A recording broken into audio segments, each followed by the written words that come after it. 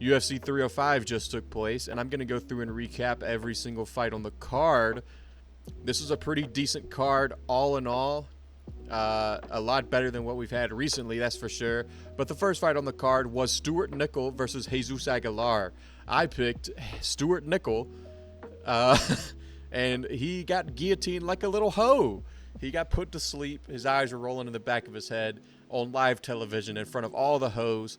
He got put to sleep with a guillotine in 2.5 minutes. So, disappointing debut from Stuart Nickel. I thought he had the wrestling advantage. He has good ground and pound when he gets you down. That's where a lot of his KOs have come from. And he did actually reverse Jesus Aguilar at one point. But Jesus Aguilar locks up the guillotine, as he seems to always do at this point. So, good win from Jesus Aguilar. Stuart Nickel loses his O in his UFC debut.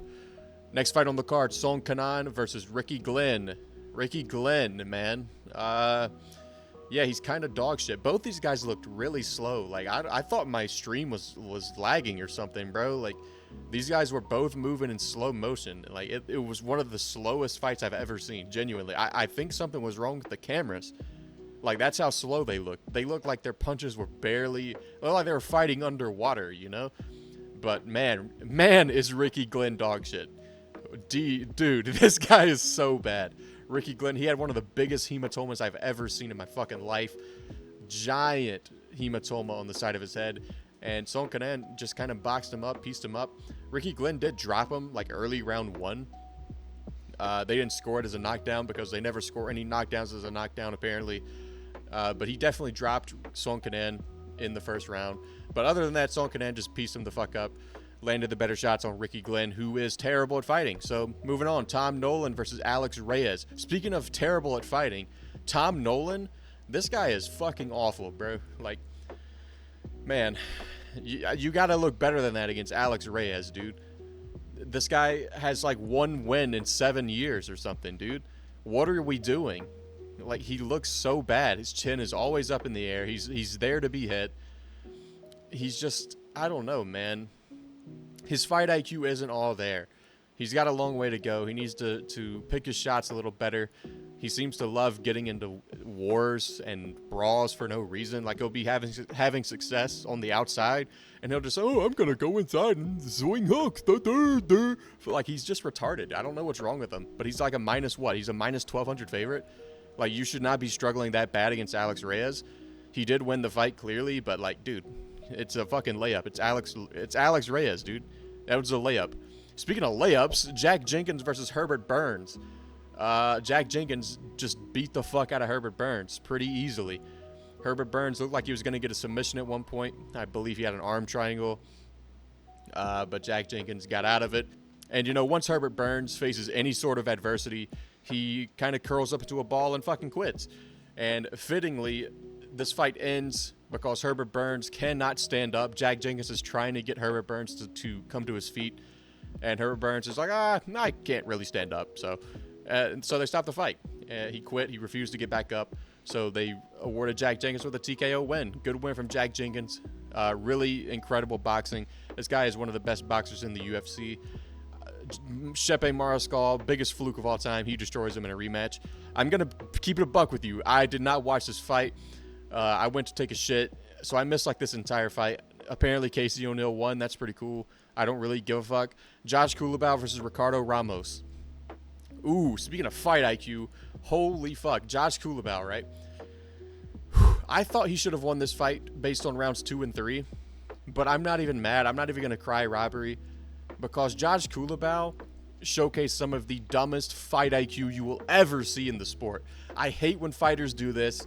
Garrett Armfield did the same fucking thing against that retard. I can't even remember his name. Brady Heastan, that's his name. He dropped Brady Heastan bad and just got in the guy's fucking guard. The jiu-jitsu guy. He just got in his guard after he rocked him and dropped him instead of standing him back up. And what do you know? Josh Culibao throws a leg kick at Ricardo Ramos, who's already limping in round 1 from a leg kick. In round 2, he throws another one, and Ricardo Ramos fucking crumbles to the ground due to the leg kick. And Josh Culibao just sits there and, like, holds his foot and throws little fucking tapping leg kicks while Ricardo Ramos is just laying on his back. Dude, stand him back up. He just crumpled to the ground from a leg kick. Force him back up. Like, you just watched Jack Jenkins fight, dude. Make him stand up. Why are you just sitting there letting his leg recover? Are you retarded? I mean, he is, clearly. So Josh Kulabau deserves to lose this fight. Awful fight IQ. One of the dumbest things I've ever seen. Junior Tafa versus Walter Walker. I picked Walter Walker as an underdog because Junior Tafa has no takedown defense. He is allergic to stuffing a takedown. This guy, you can shoot the worst single leg on this guy, and he will go to the ground. He has no idea what to do. And Walter Walker. This is not Johnny Walker, because if this was Johnny Walker, he would have been KO'd in about 30 seconds with some of the shots Junior Tafa was landing. But Walter Walker rolls for a heel hook with like 10 seconds left, and Junior Tafa screams in agony because of how bad it hurts, and that qualifies as a verbal tap in the rules.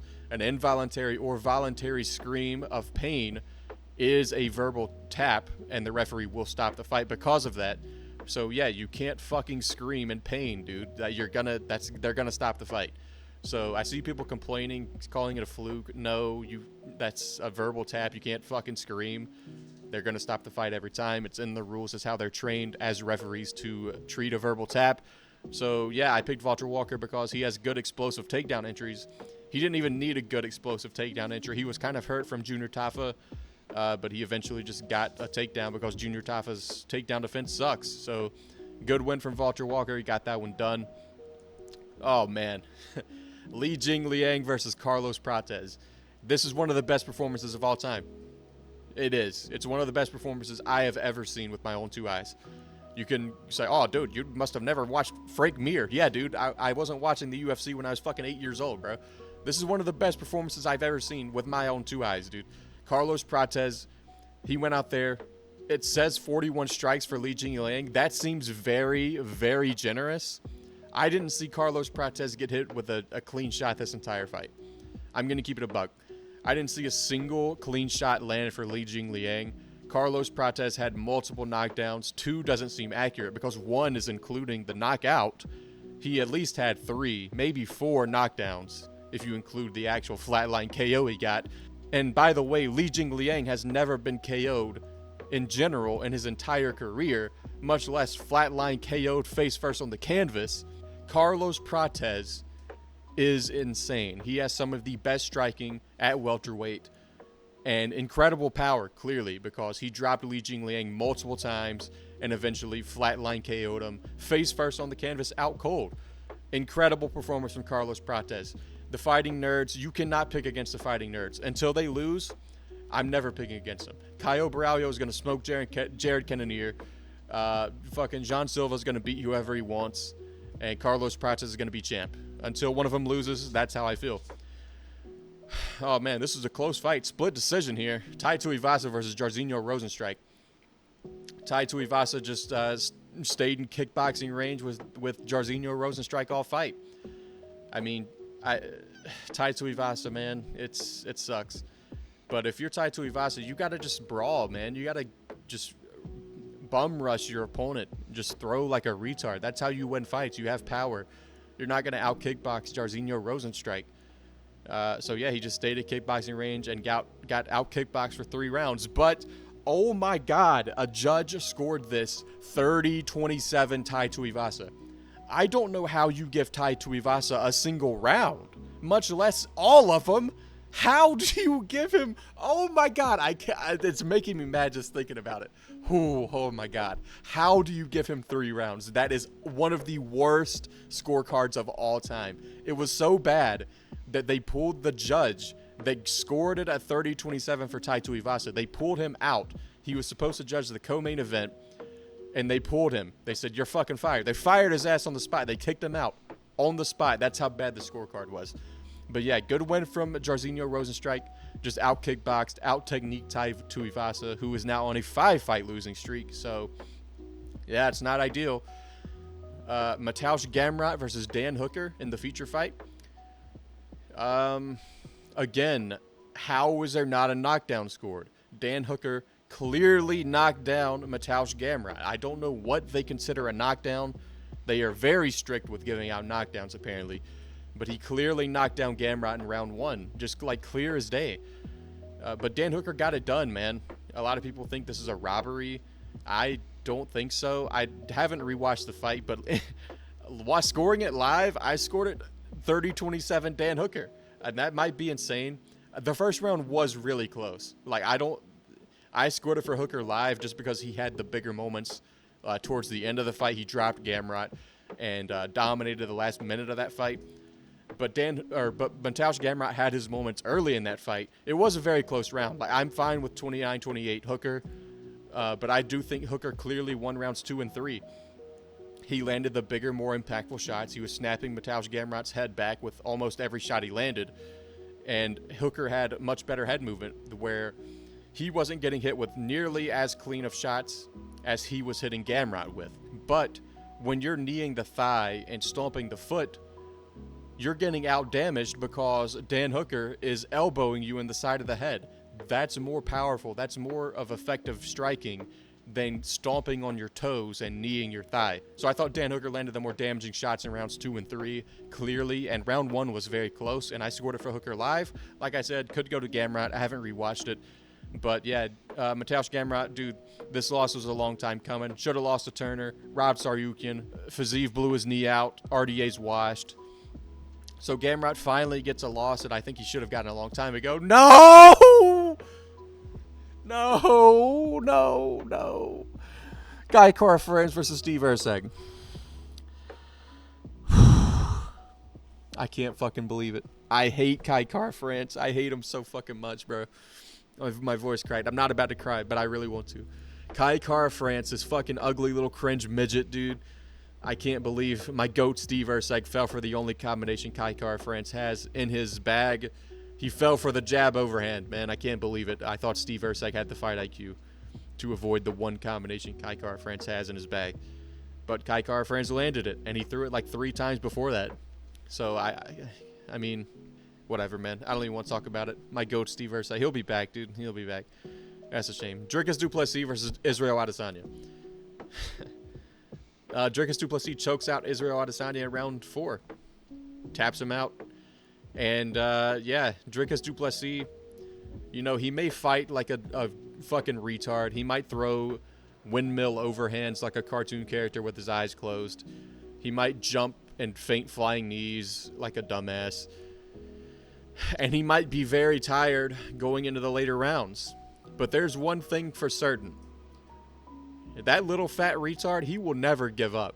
Dricus Du Plessis, that man has heart and that man has grit. And apparently that's all you need to succeed as a champion. Israel Adesanya, and it's not even like Adesanya looked bad, dude. He didn't look washed. He looked as good as we've ever seen him, just like he said. He said, you'll see the best Adesanya you've ever seen. And he was looking good, man. He was looking dangerous. He wasn't point fighting with leg kicks at range. His boxing actually looked really good. He was doing really good work in the boxing. He had some incredible body shots on Dricus Du Plessis. He was working the body. He had a lot of success with the uppercut. Like, he was doing good work in boxing range, which is something we don't never really say about Adesanya. He struggles with the boxing. But in this fight, he had a lot of success there. And he was getting out from the takedowns of Du Plessis. But as the fight went on, the takedowns of Du Plessis, the pressure of Du Plessis eventually wore both of them out. Adesanya looked tired. We've never really seen Adesanya that tired recently, but he was visibly gassed. Du Plessis was also gassed, but that also favors him. Him being tired, as long as his opponent's tired, he just fights well while he's gassed. Like, I don't know how to describe it. It just benefits him when they're both tired, because when you're both tired, you can land those stupid retard blitzes that he always throws. Because you're tired, it's harder to avoid that. And he just thrives under the pace he puts, man. And he was actually landing some good shots on the feet. I think it was round 3 or maybe round 2. No, I think it was round 3. Like, halfway through that round, it looked like Adesanya was really hurt. And I think DC was the only one who noticed it. He's he's got him hurt here. He's got him hurt. But, like, Dricus, I don't know if Dricus didn't realize just how hurt Adesanya was, but he looked, like, very wobbly. Like, he was trying to put on a poker face, you know, but he was very, like, at least to me, he looked visibly hurt. And, like, if Dricus had pushed the pace there, he probably could have gotten a KO. But either Dricus didn't realize how hurt he was or he was too tired to do anything about it. I just think he didn't realize, because if he realized, he probably would have swarmed him with his stupid retard blitz. But yeah, this is a really good win from Dricus Du Plessis, man. At this point, you got to stop counting him out. Like, he might fight like a dumbass. He might look like he has no technique, and he swings like a fat oaf with Down syndrome. But no one can stop him. No one can beat him. So, good win from Dricus Du Plessis. He gets it done. And I guess it's Sean Strickland next. And we'll see if Sean Strickland can get it done this time. They already had a very close fight, obviously. Maybe Strickland can get it done this time. I don't know. I'm probably going to go Du Plessis in that one. But yeah, that was every fight on UFC 305. Let me know what you guys thought about the event. I thought it was a pretty good card. Lots of good finishes. Lots of good performances. Let me know what you guys think about the main event. And I will see you next time.